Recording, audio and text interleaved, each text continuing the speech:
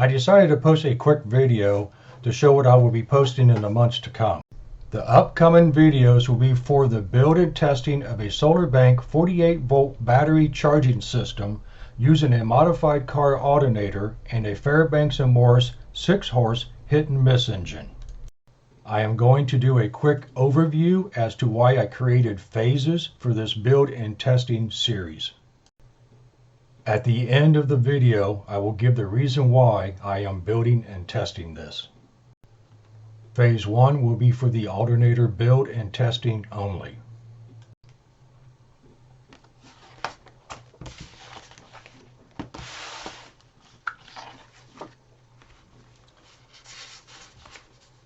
I will be using a 55 amp car alternator.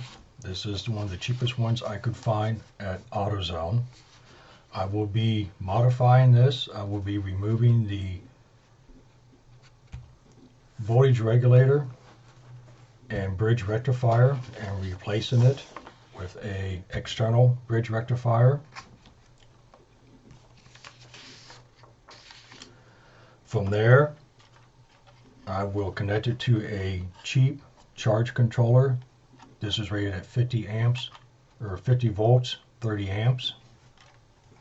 From there to a battery, and then to a 2000 watt modified sine wave inverter for testing loads.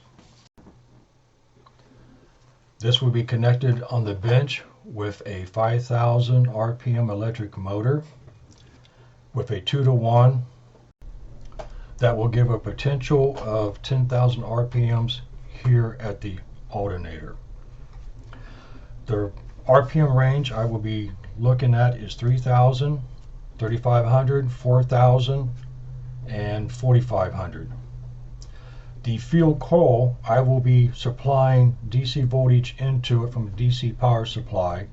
I will start off at 12 volts, 2 amps, and then work up from there after testing RPM range at 12 volts, 2 amps. This is roughly a 1,500 watt output alternator. My target is to see if I can get 2,480 watts out of this, either by changing the RPM range or by increasing the field voltage amperage into the field coil without exceeding the wire limitation in the field coil. And then again, I may burn this up, and that's the part of all the fun of this. I have an extensive series of testing that I will perform on this alternator during phase 1. And if I do get lucky and do get the voltage I want out and do exceed the capabilities of this cheap charge controller, I will look at purchasing another charge controller which is at 100 amps, 100 volts, again another cheap one. I'm going this route just for testing purposes on that. After that, I go to phase 2, which will be mounting the electric motor and alternator to a 6-horse Fairbanks & Morris hit and miss engine. The electric motor will be mounted to one of the 28-inch flywheels, and the alternator will be mounted to the second 28-inch flywheel. I will be disconnecting the piston rod from the crankshaft of the hit and miss engine for testing in phase 2. And that will be kind of a little bit of a repeat of the testing in phase 1, but with the hit and miss engine and the configuration I'll have set up on it.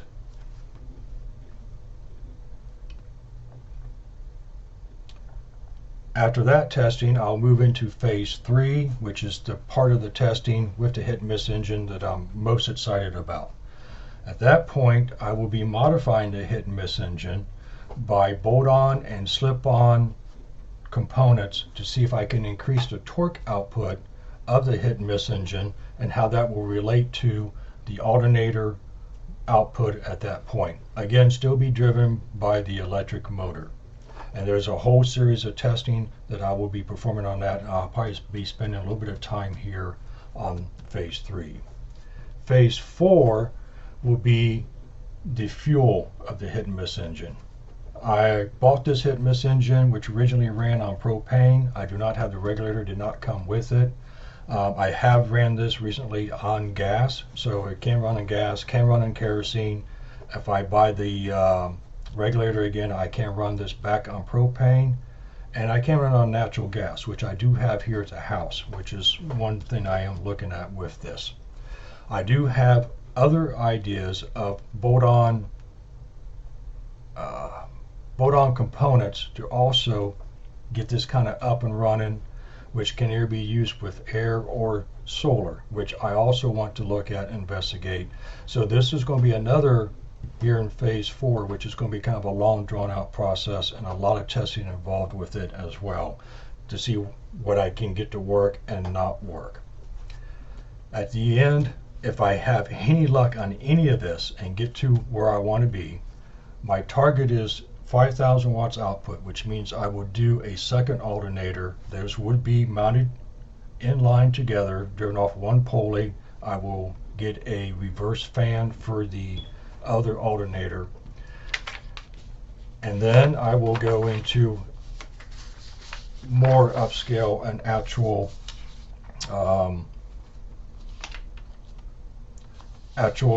charge controllers at that point, either with Signature Solar or SunGold Power. I'm really looking at the SunGold Power at this point. When I first looked at these here during promotional sales here about a month or so ago, for about $80 more, I could get 2,000 more watts from going with the SunGold. The inputs were basically the same, but this is a 3,000 output and this is a 5,000 watt output, both at 48 volts. So I'm leaning more towards this. And then I will go with a SOK battery. This was here recently on last month on sale for about $1,100. I will look at one of these, possibly two, but one to start with.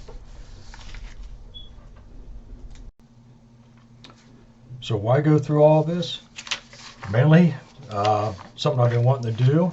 I think this would be a lot of fun in the process, seeing what works, what does not work, and if there's any of this is even capable of working. Two, to generate, to try to generate some power in case power does go out here at the house.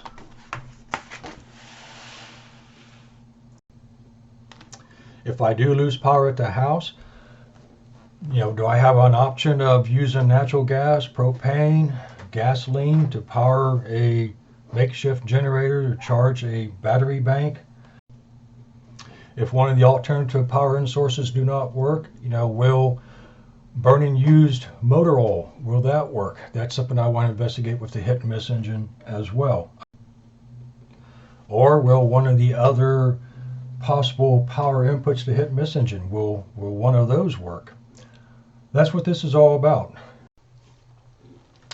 Bear with me as I am not a YouTuber. This will be some getting used to for me, but I wanted to use this platform to document what I am doing, and hopefully maybe some other people have had the same questions or ideas, and hopefully this series will answer some of those for some other people, that they don't have to spend the time or the effort, and their questions are answered as well. So until the start of phase 1, which will probably be within the next week or two, and I do plan on posting, if I can, once a week, or it might be every other week. It all depends on how well the builds go and how much time I do have to put into the builds during the week. As I said, any other questions, please feel free to leave a comment, and thank you for watching.